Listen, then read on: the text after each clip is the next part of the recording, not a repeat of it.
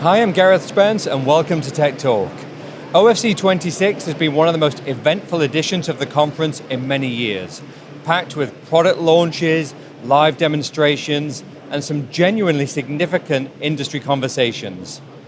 To give me an overview of what's been happening, I'm joined by Adtran's Stephan Rettenberger. Stephan, Adtran has had a busy OFC. What's been the highlight for you? So clearly, everything at this show is about AI. And the biggest topic about building AI infrastructure is power consumption. So I think in most of the talks and most of the booth here, you see something or someone addressing power consumption and the scale of building AI infrastructure. As you said, AI has been driving a lot of the conversations here this week. How is AI showing up across Adtran's portfolio? So for us, really, some industry analysts call us the original DCI company. Data Center Interconnect has been in our DNA for a long time. And so we've always tried to innovate in areas to lower the cost per gigabit mile and do it at the lowest possible power. This year, for the first time, we actually launched a component that is relevant for intra-data center connectivity. Our Lightwave 800 is an LPO module that lowers the power consumption for 800 gigabit per second to less than a watt. That translates to less than 1 picojoule per bit, which is like a new industry benchmark. So new territory for us, a game changer for intra-data center connectivity. Of course, we also innovate in the data center interconnect space outside the data center. We have our state-of-the-art OLS system, plug and play, highly automated for scale across architecture, MOFN offerings, etc. So really, pluggable photonics, corresponding OLS, automation, these are the key themes that we bring to the market here. Interoperability has also been a big theme at the show, especially with the OIF's demo. What was Adtran doing there? So it is absolutely mandatory to have interoperability. I just mentioned pluggable optics, open line systems. Those two technologies imply you need to interoperate on multiple levels.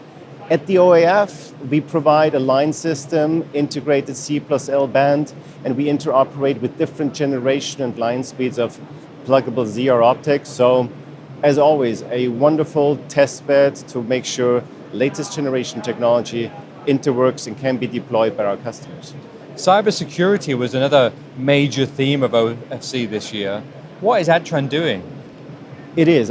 Protecting critical infrastructure, I would say that's even a little bit bigger than cybersecurity only, is a really important aspect of what we do as an industry. In Adtran, we typically do two things here. We provide quantum-safe encryption technology. Let me just quickly explain what that is. It is the threat of quantum computers really is you harvest the data today and you decipher it later once you have like 10, 100x of the compute power that's available today. And a lot of organizations are seeing that as a risk to their business. So having quantum-safe cryptography today is a mandatory element in securing the data that is important to you. We've had quantum-safe encryption technology for quite some time. We're showcasing our latest module here at the show. But we're going a step further. We're not only protecting data in motion, we're also looking at the physical infrastructure, the glass that transports the data.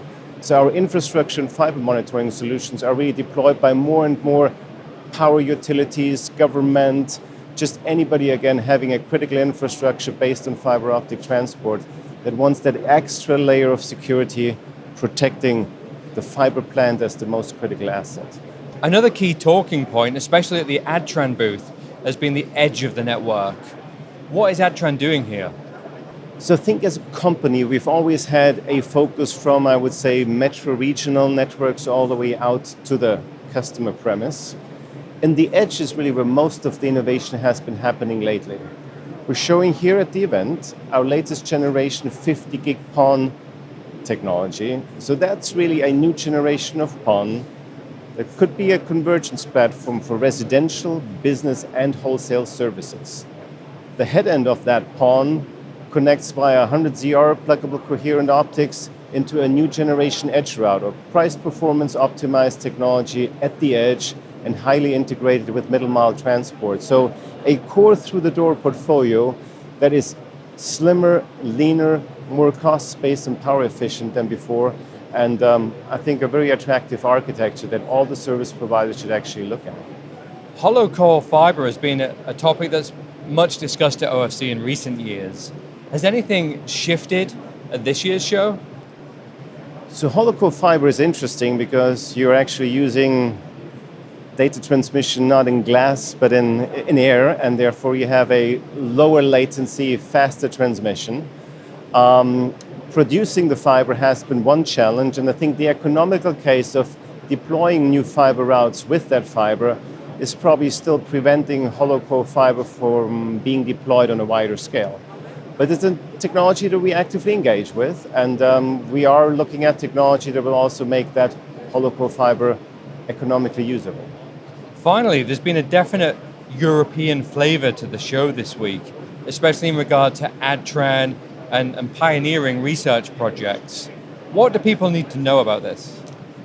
So I think it's important to understand that we are truly a global player. I think in some areas we sometimes have the brand recognition of being more of a North American broadband expert. That is not the case, actually. So we have a lot of activity and also research and advanced technology activities, especially in Europe. Some of it government funded and supported by the agencies over there. Anything from sustainability to quantum photonics to providing security solutions for critical infrastructure are funded and developed over there. So I guess for everybody who is looking at this video, it's important to understand Adtran, global player with a strong international presence, where the European DNA comes actually through in a lot of the advanced technology projects that we're engaged in. Stephan, thanks for joining me today. Thank you for having me.